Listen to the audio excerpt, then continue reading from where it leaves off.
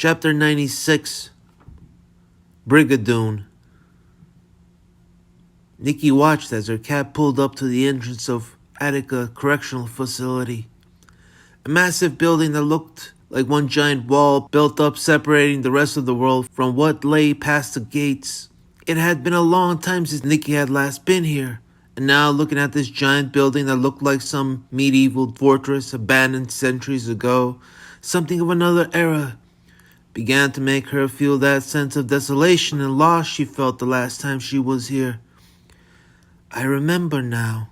I feel like I was a different person back then. But last time I couldn't wait to leave the second I got here.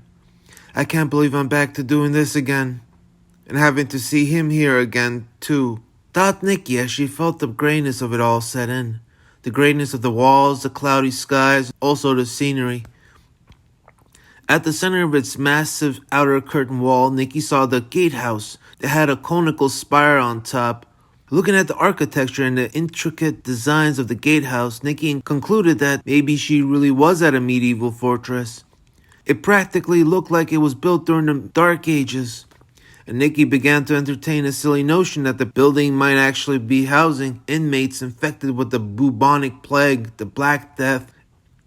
It reminds me of a movie I saw where there's this phantom town in Scotland that supposedly fades in and out of reality every century or so. What was the name of that movie? And why is this place reminding me of it? Nikki shook off that silly notion as she continued sizing up the building. As Nikki exited her cab, she forked over the cab fare and then finally entertained the cabbie by passing him a glance, which Nikki was sure he had been waiting for this entire time. As she did that, the cabbie's eyes started firing off fireworks, and Nikki then felt like shaking her head. For an entire hour, you've been gawking at me through the rear view mirror, and in that entire time, I've evaded every attempt you've made to get my attention. Every attempt.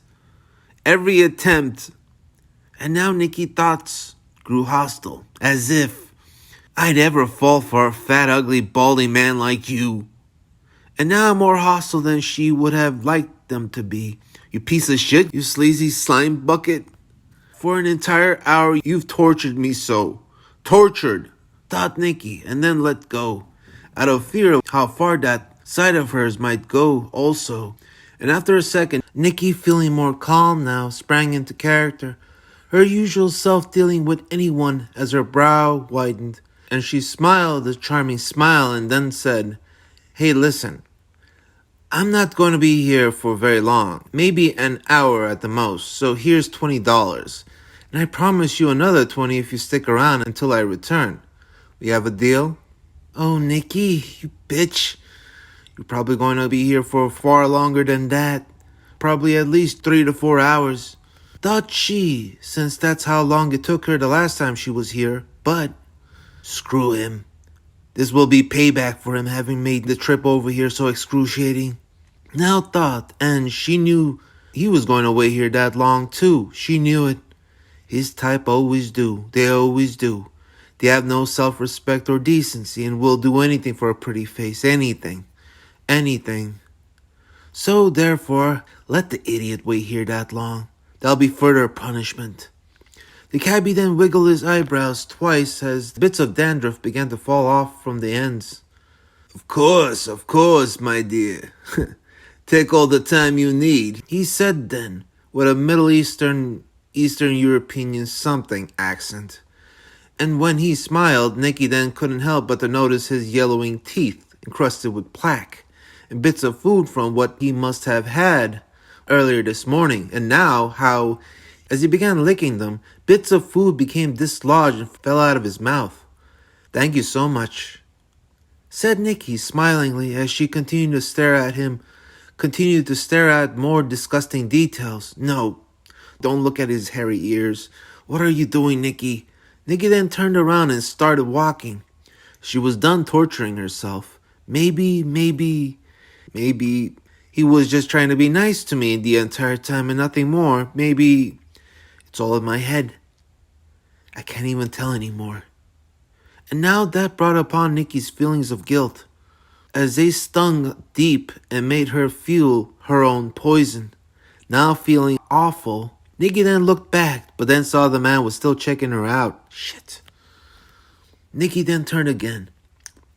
Stop, Nikki, stop. Stop feeling sorry for him. You keep going down that road and you're just going to do what you've done before and fuck him out of... And once again, Nikki started walking again, but then, no, don't look back again. She just couldn't help it, so she did, and this time, as she did so again, Ernest Borknight's uglier cousin started making kissy faces, and now Nikki was truly done with him. As she turned around and started walking, but for good this time. And just for that, when I'm done, I'll call another taxi and leave with that person instead. I hate men. As she entered the gatehouse, she approached the front desk and began to check in for her visit. Once the correctional officers were finished checking her bags, I like how one of them called me baby doll twice in one sentence. At the beginning and then at the end, as if saying it twice would win me over or something. Would. I don't know. 2 points though for the laughs. Once they were done checking her bags, they began leading Nikki to the visitation area. As Nikki finally got there, she signed her name into the books and walked into a giant room filled with prisoners and their visitors. It was practically a zoo in there, and it seemed like half the inmates were dumped in after the New York riots that had happened a month ago. Nikki hesitated moving forward at first, as she felt like she was neck deep in disgruntled inmates staring her down, long and hardened stares with their lusting eyes. Tortured, twisted, and forgotten men with a belly full of furious hatred for the fairer and more well-received gender. Lusting for women like Nikki because they saw connecting with her being as a form of escapism from the hell they were living in. Nikki felt them staring at her possessively, as their inadequately matched significant others complain about the rent and the provisions for their 2 or 3 children. Is there anywhere in the world, where not every man or woman I come across isn't suffering from some form of low self-esteem or worth? Thought Nikki, since this was the world she lived in, the world through her eyes. Nikki began to pity them all now, and with that now feared them. No, don't think that way. I can't just keep entertaining that fear that every man around me wants to. Now I remember why I wanted to get the hell out of here so quickly last time. Eventually, Nikki saw Michael seated dab smack in the center of this mecca of hardened figures. Thought Nikki as she tilted her head to one side and tried to make sense of her Michael. Or was it hers? He seems different. Approaching him, Nikki found him to be a bit off from his posture, or really just odd for him. He was sitting upright, very upright, as if he had a 2x4 to his back straightening his form out. His arms were on his thighs at 90 degrees. Actually, much of his form was at 90 degrees. Very squared away of him, in complete contrast to how laid back he'd usually be. All laid out like on a bed after having sex with several. Okay, don't get into that. None of his swagger was there, none of his obtuseness. The things Nikki had become familiar with when it came to him. He looks to be an island to himself. Like that one island I had been reading up on, that South Pacific island of Rapa Nui, before the European explorers had come across it. Inhabited by those that had come to believe their island was the only landmass left in a sunken world covered with endless oceans. Inhabited by those that had given up hope a very, very, very long time ago. As Nikki got up to Michael and now stood next, she then saw how he still didn't seem to have noticed her. And as she sat down at his table and gave a cheerful smile, she saw how Michael still didn't flinch. Wait, he still doesn't notice me. She then cocked her head left, then right, waving her head around like a flag to see if he could get Michael's attention. Michael, you there? Eventually, Nikki decided to lower her head halfway down to the floor, to where Michael's eyes were parked at. And finally, she seemed to be getting a response. Michael, spoke out Nikki, trying to exert another cheerful smile into him to set the mood. But then Michael made a skittish glance in her direction, meeting halfway short to eyeing her straight, and it then came to Nikki that maybe he wasn't exactly in the mood for light-faced cheer. Maybe I shouldn't be smiling at him like this. He's not going to want to see that now, considering the place he's in. I need to be more direct, thought Nikki as she placed her hand over his cheek, hoping her warm touch could revive him from the state he was in. And now Nikki was getting a different impression of him. He looks like some Dostoevsky, sitting there contemplating over the realities of his crimes and punishments. Whether there's a crime committed that could be justified, considering the state of mind a man had been in when committed, and whether the punishment bestowed upon him was just, which would lead to rehabilitating him for the better, thought Nikki very analytically as she squinted her eyes at him to study him. And now on her mind, seeing how Michael had been that night, how much worse he was, criminally, since going in, Nikki concluded with a resounding no. All right, Nikki, let's not get into that. What's the point of feeling bad for him? What good is that going to do? Michael, please, look at me, asked Nikki solemnly. Then Michael's face lit up a bit as his attention began to stir, and Nikki was sort of thrown off how he might have not even noticed her sitting there all this time, considering she had just shoved her face in front of his. Michael, are you all right? Asked Nikki, a little worried now, considering how out of it he was. Nikki was now once again noticing how out of character Michael all seemed to be. Totally on the opposite spectrum of what she was familiar with. All the years she once knew him. Instead of being vibrant and engaging, he seemed melancholic and wearisome. He had reading glasses on and a run-down old paperback book at hand titled Starship Troopers by Robert Heinlein. Seeing Michael in this awkward state, Nikki began to grow awkward herself as she began running line after line of what to say to him next to get his full attention. What is he? Is he ignoring me? As she saw Michael's eyes meet hers, and then evade back to the book he was holding, Nikki grew in distress. There was a lot Nikki wanted to say to Michael, a lot, but now she was feeling most of those words fade away from her, as she felt like she was confronting a different person. Michael, but nothing of her Michael. This felt like someone else. No. I have a lot to say to you. Don't be this way. Having me at a loss of words, Nikki had spent practically all day rehearsing in her mind what she was going to say, and what she was going to feel when she'd say it, and what Mike would then say and feel from reaction, all morning, all day, and really all month since that night. It was all well planned. But now all of that was seeming to be set aside. All those words and feelings are now replaced with a rhetorical and pointless question asking about the book he was holding. So, what are you reading there? Asked Nikki with a discouraging sigh. Michael shrugged and then said, I don't know. Something that's been on my mind recently. What's that? Asked Nikki. I don't know, fascism and privilege of fascism. Yeah, why? You surprised I might even know what that word means? Asked Michael in an expressionless manner, eyeing nothing in front of him. Nikki got worried for a second that her question might have indirectly come across as being insulting. And now Nikki couldn't understand at all what was going on in Michael. Michael, why do you think that? Asked Nikki, feeling like all chances of establishing a connection today might have already been lost. Michael cocked his head to one side, turned it over to Nikki, and finally smiled, with some hint of emotion behind it. Sorry, Nikki. Being here sort of has me drifting back to how I was much of the time I was here. Not my old self, I guess. You know, places and people can have that effect on you, responded Michael in a somber tone. Nikki smiled and was mildly pleased to see something other than a lukewarm greeting she had gotten from him earlier, and began to wonder where this was going. Places and people have an effect on you? Nikki didn't know where to go with that line. She understood what Michael meant, but what was odd about it was the fact that Michael was being vague, and for Nikki, Michael was never vague, or subtle, or indirect. If he thought something, he'd say it, and he'd always try to keep it simple.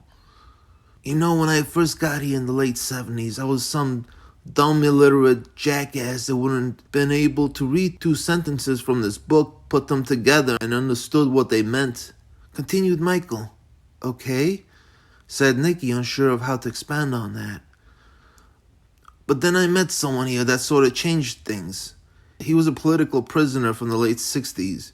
He had been part of the Black Panther movement, and he'd been here since then and was here in 71 when that riot happened. Back when this place was filled to the brim with political activists from that era. Okay, said Nikki.